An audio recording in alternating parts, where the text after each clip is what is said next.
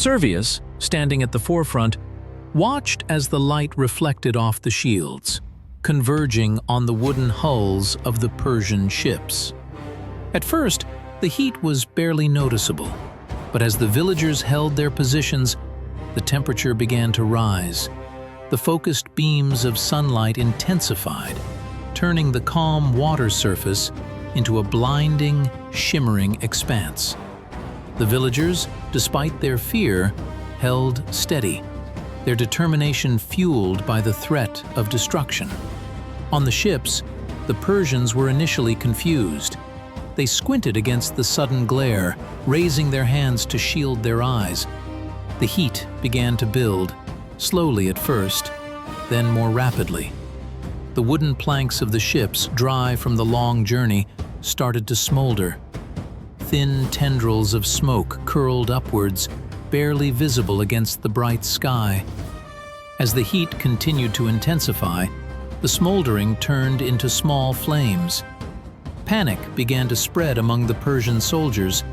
They rushed about the decks, shouting orders, trying to douse the growing fires with buckets of water drawn hastily from the river.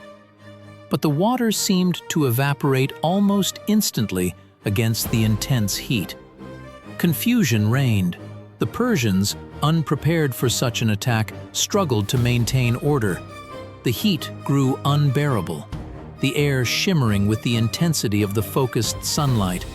The flames licked higher, feeding on the tarred wood and the dry sails.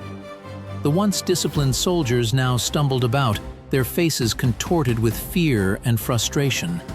The fire spread quickly, fueled by the chaos. Men shouted orders, but their voices were drowned out by the crackling of the flames and the roar of the inferno that was consuming their ships. As the fires grew, so did the panic. Some of the soldiers, overcome by fear, leapt overboard, preferring the uncertainty of the water to the certainty of the flames. Others frantically tried to extinguish the fires, only to find their efforts futile against the relentless heat. The ships, engulfed in flames, became infernos on the water. The once mighty Persian fleet, now a chaotic scene of destruction, drifted helplessly. The villagers watched from the banks, their initial fear turning to awe and then to triumphant cheers as they realized the effectiveness of their strategy.